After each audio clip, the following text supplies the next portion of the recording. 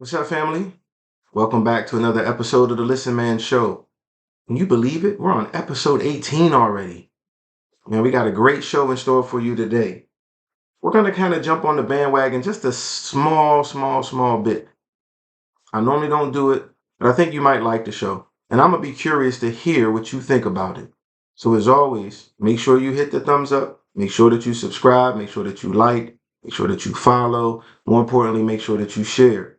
If they like sports and you know them, send them my way.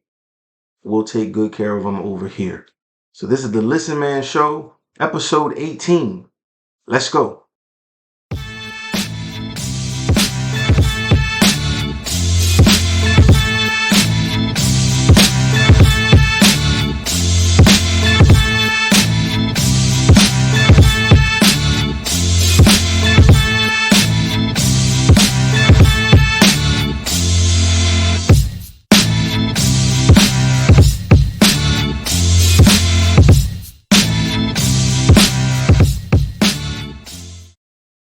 Okay, family. Like I said, it's another episode. This one we're calling the 2024 NFL Schedule Release Show. I'm your host, Kevin, aka Kevy Kev, aka Big Kev, aka you can call me whatever you want to, as long as you call me something cool that starts with a K, and you can call me a Steelers fan as well. As you can see, I'm fully representing my team. As the schedule was released last week, I couldn't believe all of the noise dealing with the schedule. It doesn't even start until September. So I know that in fantasy and different things, leagues like that, the schedule release is huge. But I never thought that it would trickle down to the NFL to where every station was talking about the schedule release. So I said, you know what? If it's that big of a deal, then that means we as fans feel like it's a big deal as well. And I always want to do what's best for the fan. So we're just going to do a 2024 NFL schedule release show today, just highlighting some of the things that I saw that stood out to me as a fan. As always, I'm going to want to hear from you. So hopefully you leave some comments for me. Tell me what you're intrigued about for this upcoming season. Tell me who your team is. What do you think their schedule looks like for you? And are there some games that you just can't wait to see? So let's go ahead and start. Week 1. I kind of noticed that the Kansas City Chiefs and the Baltimore Ravens, kind of a rematch of that playoff game, that could be a really good game. Of course, we know that the Chiefs added some nice pieces, the returning champions. And then Baltimore, man, they have an axe to grind. They felt like they fell short last year compared to what their season was. So we'll see what happens in that game. It should be a good one. Then you have another intriguing one, and that's the New York Jets versus the San Francisco 49ers. Now, this will be an intriguing one because we know, sadly, what happened the first game of the season last year for the Jets. Aaron Rodgers went down. He missed the whole season. So we never fully got a chance to see how him and Wilson would connect. And now they've added some more wide receivers, some more pieces, and even added some on that defense. So this should be a good litmus test for the Jets. And then we'll also see how the San Francisco 49ers handle losing in the Super Bowl. Will they have the Super Bowl hangover? Now, they added some pieces too that are pretty intriguing. Wide receivers, didn't really understand that too much, to be honest with you, being that they had Debo and others. But hey, they seem to know what they're doing there in San Francisco. Let's see how it starts the season off. And then, of course, being a Steelers fan, my Pittsburgh Steelers, hey, we start out with the Atlanta Falcons. So it'll be interesting to see what we look like now having Russell Wilson, who more than likely will be the starter. We're going to see what we look like. We had a nice draft. We did a lot in free agency, so I'm really optimistic for us this season. But Atlanta's not going to be a pushover either, so I'm going to be intrigued to see how that works out. The next week that I kind of scrolled down and saw that had some really big games was Week 5. Week 5 has the Buffalo Bills at the Houston Texans. Now, if you're a real fan of the NFL, you know why that this game is so big. Because the Buffalo Bills traded Stephon Diggs from Buffalo to the Texans. And over the last couple of years, we've seen his frustration. We've seen outbursts from him. We've seen texts from family members, texts from him talking about get rid of him, trade him, let him be free. And sometimes they always say, be careful what you ask for. Now, In all honesty, he couldn't have asked for a better situation with the Texans in the run that they had last year. So we're going to see what he does against his old team. We're going to see what the Texans do in this game. They're still a young coaching staff, a young team. Will they try to force the ball to Diggs in that game to try to get him to prove a point that the Buffalo Bills will miss him? Or will they stick to their regular game plan? If so, how will Diggs respond if he doesn't get a lot of touches in that game? No doubt it'll be a little bit of a vendetta game for him.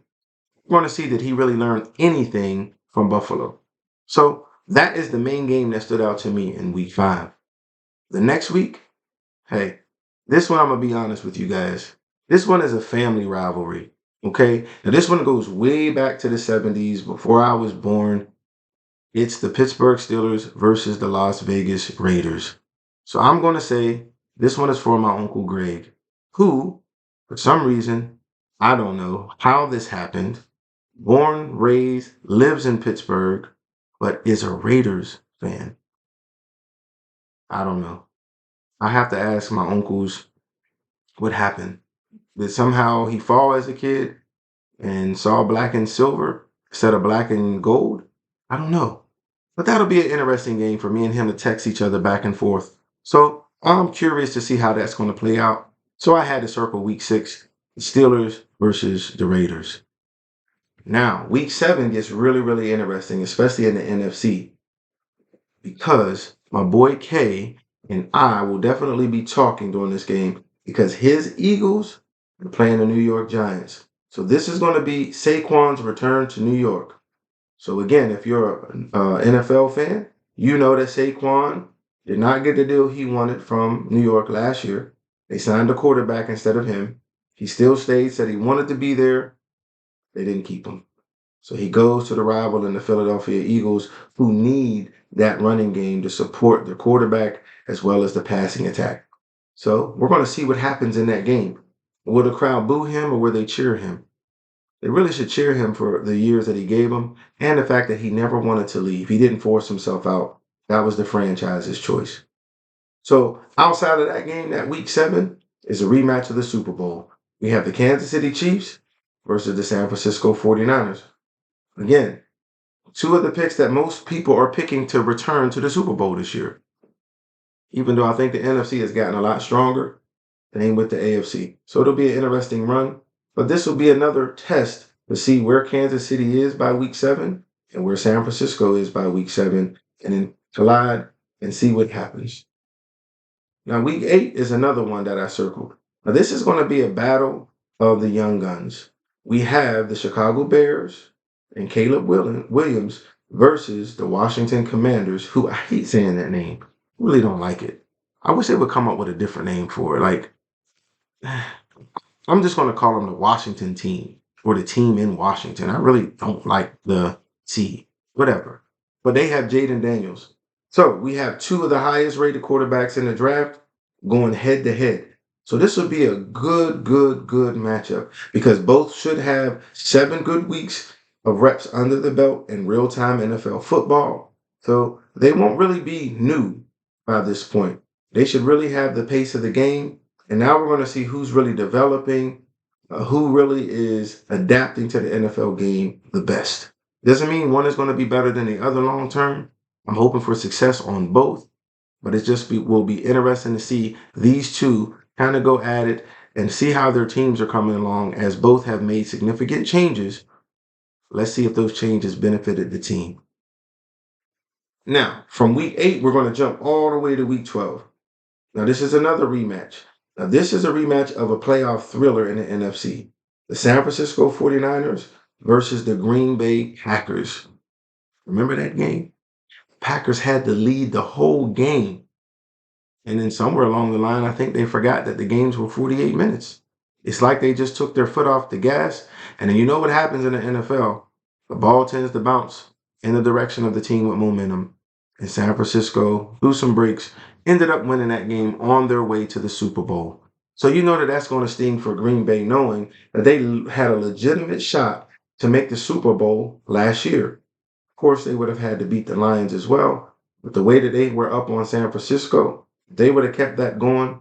there is a good chance that they could have ended up in the Super Bowl playing Kansas City instead of San Francisco.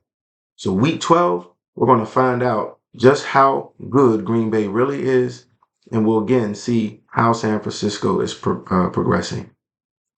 Now from week 12, we jump to week 14. Now this will be an interesting one because the Atlanta Falcons and Kirk Cousins visit his old team, the Minnesota Vikings, in Minnesota. Now you know the Boo Birds are coming out for sure for Kirk Cousins because as much as they like him in Minnesota, he just was one of those quarterbacks that when it came to the big games, he always just seemed to come up just a tiny bit short. The plays he needed to make, he just never really made them. And so for fans of Minnesota, which I do know some, they were on the fence with Kirk Cousins, but they still rooted for him. So to see him kind of make them feel as if he was going to stay and then all of a sudden leave for Atlanta, I'm sure the fans in Minnesota are going to have something to say about that. But Minnesota drafted a nice young quarterback, so this should be a nice little thriller as well. Another layer that is sneaky in this game that I'm curious to see. Now, it will be week 14. We also know the injury that Kirk Cousins had takes a long time to truly heal. So, will their rookie quarterback be starting early in the season? And if he looks as good as I think he is going to be, because he was outstanding in Washington, and if he didn't have the history of being hurt, I think Penix probably would have been drafted higher. And so, talent wise, if he can stay healthy, will Kirk Cousins be back? They paid him a lot of money, so I'm going to guess yes. But if he's not healthy, we could have two rookie quarterbacks going at it as well. Now, from week 14, I jumped to week 16. This is going to be an exciting game. Remember how we talked about the 5 things a fan must have? This is definitely going to be one of those games to where we break the grill out. We cook something really good on the grill. And then we go to that room that we talked about that everybody should have to where they block out all of the noise. And if you don't have the room, go to Walmart, go somewhere and get you a little divider that folds out and just fold it out in the room. Put it around you if you have to in between you and the TV so that you could focus on the Houston Texans playing the Kansas City Chiefs. This is going to be a great, great game. CJ Stroud versus Patrick Mahomes. Listen, two dynamic quarterbacks that can sling that football, two quarterbacks that can move, that make things happen. They're just exciting. And I can't wait to see this game. So for me, this is the games that I'm looking forward to. And there's a lot more games in there. So I'm sorry if I didn't highlight maybe your team more, but these were just games that stood out to me. And I hope that each game that we look at and we circle actually turns out to be a good game. We never like to see blowouts one way or the other. We just want to see good football. And hopefully everyone will stay healthy so we can see teams at their full strength and not injury ridden. Now, I know what you're thinking.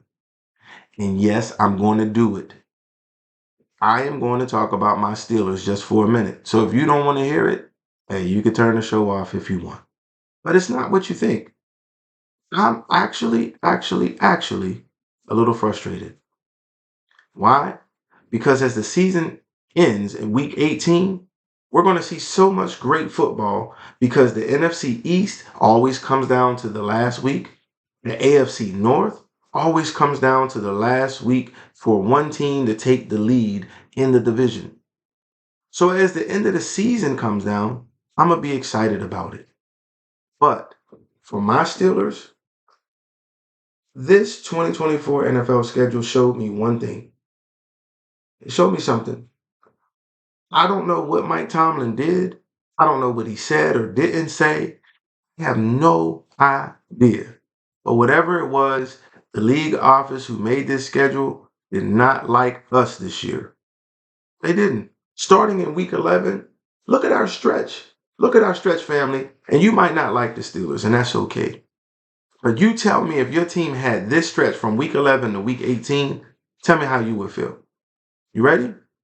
We start week 11 with Baltimore. Then we go Cleveland. Then Cincinnati Bengals. Cleveland again. Then at Philadelphia.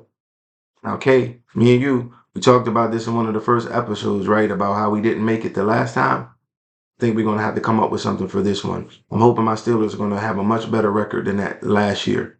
But anyways, we go to Philly. Then Baltimore again. After Baltimore, we play the defending champs, the Kansas City Chiefs. And then to wrap up our season, we play the Cincinnati Bengals. Come on, y'all. Be honest. You guys know that that is like a crazy schedule for any team.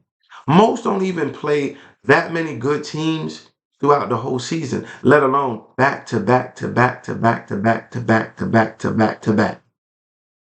But it's okay. I'm optimistic that my Steelers can handle it. And man, if we can make it through there with a winning record, watch out come playoff time. So there it is. The 2024 NFL schedule release show. What are you looking forward to? Who is your team? How did their schedule turn out for you? Do you feel like you have an easy schedule and you should have a really great record? Or are you like me and my Steelers? Do you feel like, man, your record, your schedule is tough and it may affect your record when it comes to playoffs? Well, either way, we have some time to really think about it, look at the positioning because it's not until September. So leave comments. Let me know what you're looking forward to, what you think about the schedule being released so early. Do you think it's a good thing, a bad thing?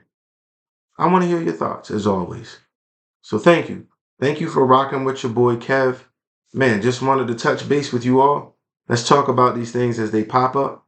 We have some things down the line that I think will be very exciting for the show. I know I'm excited about it, and hopefully you will be too. So as always, thank you, thank you, thank you, thank you for your support. We continue to grow, growing slowly, but hey, growth is growth. So I can't do it without you. So thank you. Please continue to do all of the things that I mentioned in the beginning, but more importantly, share. Tell everybody about the Listen Man show because I want to make the fans' voice the loudest voice that's out there. So I hope you have a great day, a great week. We'll see you on the next episode. And as always, keep smiling, stay positive. Better things are right around the corner. And the more positive you are, the more I believe, the better it's going to be. So hang in there. We'll see you on the next episode. Let's go, my family.